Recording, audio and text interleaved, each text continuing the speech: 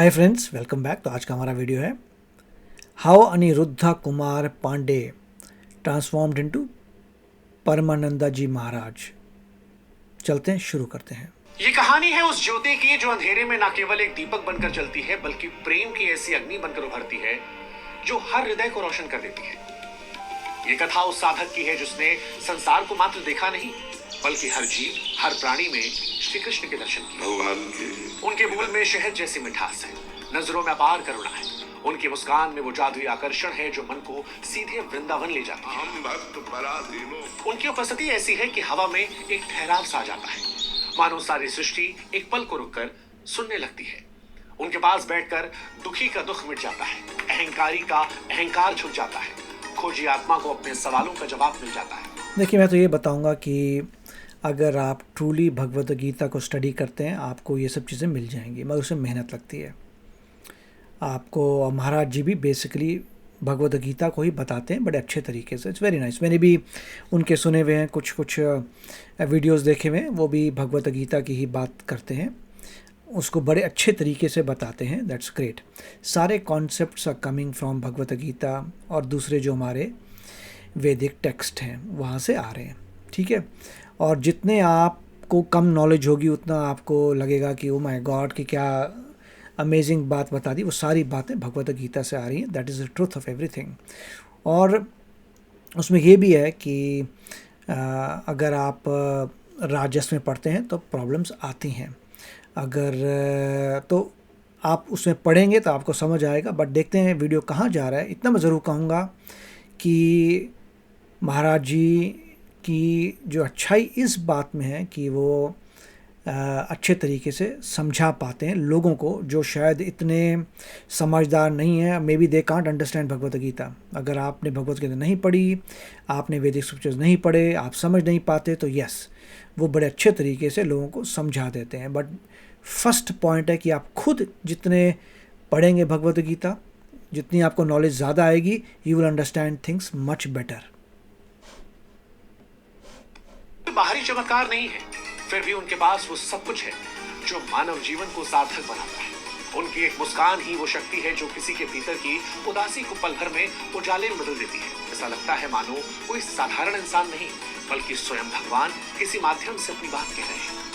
उनकी देखिए, the difference between god and human being is कि human being must do something that other human beings can't do. अगर आप कोई truly चमत्कार कर सकते हैं, अगर मान लीजिए एक ह्यूमन बीइंग जो है उड़ के दिखा सकता है, तब आप कहेंगे yes, he has tendency of being a god. So कभी भी किसी ह्यूमन बीइंग को इक्वेट नहीं करना चाहिए with God unless that human being can do things that other human beings can not do. अगर वो ह्यूमन बीइंग उड़ सकता है तब आप कहेंगे यस, ही हैज़ पावर्स। अगर वो इंसान को ऐसे चमत्कार कर सकता है और साइंटिफिकली भी लोग बोलेंगे यस भैया ये साइंटिफिकली भी इम्पॉसिबल है जिस बंदे ने किया, that is then somebody potentially reaching towards the powers of God. तो इक्वेट नहीं करना चाहिए। इन्होंने इसलिए सही कहा कि ऐसा लग रहा है कि he is a tool of God. God जो है अपनी बात उनके थ्रू बुलवा रहे हैं। That is true of anybody because God is in everybody. हर इंसान में भगवान है। और जितना आप स्क्रिप्चर्स पढ़ेंगे, भगवद गीता पढ़ेंगे और उस पर फॉलो करेंगे, you will become more and more pure. और आपके थ्रू बहुत बातें बोली जाएंगी जो भगवान के थ्रू आ रही हैं। क्यों? क्योंकि हर एक में भगवान है जो वृंदावन की बांसुरी में गूंजता है, कोमल, मधुर और प्रेम से सराबोर। ये कथा है अनिरुद्ध कुमार पांडे की, जिन्हें संसार अब श्री प्रेमानंद गोविंद शरण जी महाराज के नाम से जानता है। इस कहानी की शुरुआत करें उससे पहले हमारी आपसे गुजारिश है कि आप हमारे व्हाट्सएप चैनल से जरूर जुड़िएगा ताकि ऐसी और कहानियां हम आप तक पहुंचा सके। हमें सब्सक्राइब भी कीजिएगा। व्हाट्सएप चैनल का लिंक हमने डिस्क्रिप्शन में और कमेंट सेक्शन में दे रखा है। अब शुरू करते हैं प्रेमानंद महाराज जी कहानी शुरू से। श्री प्रेमानंद महाराज जी का जन्म साल 1969 में उत्तर प्रदेश के कानपुर जिले के सरसौल ब्लॉक में हुआ था। हालांकि जन्म की तारीख को लेकर कुछ संशय बरकरार है। उनका असली नाम अनिरुद्ध कुमार पांडे था। एक साधारण ब्राह्मण परिवार में जन्मे अनिरुद्ध के पिता श्री शंभुनाथ पांडे धार्मिक प्रवृत्ति के थे। उनकी मां श्रीमती रमा देवी भक्ति में डूबी रहती थी। परिवार में संन्यास की परंपरा थी। उनके दादाजी भी सन्यासी थे। शायद यही वजह थी कि अनिरुद्ध के मन में बचपन से ही भगवान के प्रति गहरी आस्था जागने लगी। 5 साल की छोटी सी उम्र में अनिरुद्ध भजन कीर्तन में रुचि लेने लगे। वे गांव के मंदिरों में बैठकर घंटों रामायण और श्री भगवद गीता की कथाएं सुनते। इतनी छोटी उम्र में गीता का अध्ययन करना कोई साधारण बात नहीं थी। परिवार वाले इस नन्हे बच्चे की आध्यात्मिक रुचि को देखकर कर सकते हैं। अगर आप किसी बच्चे को ही भगवद गीता पढ़ाएंगे rather than math physics, right, math physics chemistry वगैरह, then yes kid will learn that. तो चक्कर ये इंडिया में पूरा वो कॉन्सेप्ट ही ख़त्म हो गया कि बचपन से आप रिलीजियस स्टडीज़ में बच्चों को कुछ कराएं, राइट। तो मेरे ख्याल में तो ये है कि एक क्लास होनी चाहिए स्कूल्स में जहाँ पे बच्चा जिस भी रिलीजन का है अपने रिलीजन की स्टडी कर सकता है इन दैट वन क्लास, मगर ये है ही नहीं, ये होना चाहिए actually. And yes Bhagavad Gita का अध्ययन आप कर सकते हैं छोटी उम्र से अगर आपका फोकस उसी चीज़ में है। अनिरुद्ध अक्सर सत्संग में बैठकर सोचते कि जब घर के लोग एक दिन चले जाएंगे तो मेरा इस दुनिया में कौन होगा। उनके मन में जवाब आता कि मेरे तो सिर्फ भगवान है, और ये विचार उनके जीवन का आधार बन गया। अनिरुद्ध का मन संसार से अलग था। जहां बच्चे खेलकूद में मस्त रहते, वहां अनिरुद्ध मंदिर की सीढ़ियों पर बैठकर भगवान के बारे में सोचते। उनकी माँ बताती थी क्योंकि एनवायरनमेंट उनको ऐसा मिला, which is a great thing. Environment इतना अच्छा मिला कि that's what he was doing it. वो रात को चुपके से उठकर मंदिर की मूर्तियों से बातें करते, मानो जैसे भगवान उनके सखा हो। गांव वाले भी कहने लगे कि ये कोई साधारण बालक नहीं है, इसके मन में कुछ और चल रहा है। मात्र 13 वर्ष की आयु में अनिरुद्ध का मन संसार से विरक्त हो चुका था। 9वीं कक्षा उत्तीर्ण करने के बाद स्कूली किताबों से अधिक उन्हें गीता और रामायण के उपदेश आकर्षित करने लगे थे। वो तो बचपन से ही अगर किसी को पढ़ाओगे तो आकर्षित तो करेंगे from a very young age. इसके लिए आपको इतना बड़ा होकर आकर्षित नहीं होना चाहिए, वो डे 1 से आकर्षित हो जाना चाहिए। हृदय में वो डिपेंड करता है आपको कौन सा एनवायरनमेंट मिला है। He had a very good environment which is very nice. की भाव था भगवान ही सब कुछ है। एक दिन उन्होंने अपनी माँ से कहा, अम्मा मेरा मन कहता है कि मैं घर छोड़कर भगवान की खोज में निकल जाऊं। माँ ने हंसकर बात टालने की कोशिश की। ऐसा नहीं है कि भगवान की खोज के लिए आप बाहर निकल रहे हैं जगह जगह। भगवान कोई ऐसा तो एंटिटी नहीं है जो फिज़िकली अर्थ में मतलब कहीं बैठे हुए हैं कि भगवान की खोज तो ऐसी होती है किसी मैं चीज़ को खोज रहा हूँ तो आप अगर चीज़ को खोज रहे हैं वो तो वहाँ मिलेगी नहीं, इट इज़ इनसाइड। अगर आप मेडिटेट करें you will reach God. It is आपको इनवर्ड देखना है रादर देन आप पूरा देश का भ्रमण कर रहे हैं to find God. God is not sitting somewhere in earth. He is meditation से you can reach him. So अच्छे कर्म करने से, भगवद गीता पढ़िए, अच्छे कर्म करिए, मेडिटेट करिए, you will reach God. बेटा भगवान भागकर थोड़ी ही मिलते हैं, भजन करो सब ठीक हो जाएगा। किंतु अनिरुद्ध का संकल्प अटल था। उन्होंने दृढ़ता से कहा, नहीं अम्मा, मैं सन्यासी बनना चाहता हूँ। वो ठीक है। माँ को लगा कि यह सत्संग का क्षणिक प्रभाव है जो शीघ्र ही मिट जाएगा, पर अनिरुद्ध के मन में तो प्रभु प्राप्ति की अग्नि प्रज्वलित हो चुकी थी। एक रात जब गांव गहरी निद्रा में था, तड़के 3 बजे उनके हृदय में ऐसी व्याकुलता जगी कि अब बस भगवान के ही चरणों में जाना है। बिना किसी को बताए, बिना धन या योजना के वो घर से निकल पड़े। उनके मन में सिर्फ एक ज्वाला थी, प्रभु को पाने की, और यहीं से उनकी सन्यासी यात्रा शुरू हुई जो त्याग, दृढ़ता और भक्ति की अनुपम गाथा बन गई। अनिरुद्ध की पहली तपोस्थली बनी काशी यानी वाराणसी। ये शहर संतों और साधकों का घर है, जहां गंगा की लहरें और मंदिरों की घंटियां हर किसी को भक्ति में डुबो देती हैं। अनिरुद्ध की दिनचर्या सख्त थी। सुबह गंगा में स्नान, तुलसी घाट पर पीपल के पेड़ के नीचे ध्यान और फिर भिक्षा मांगना। वो केवल 10-15 मिनट ही भिक्षा मांगते।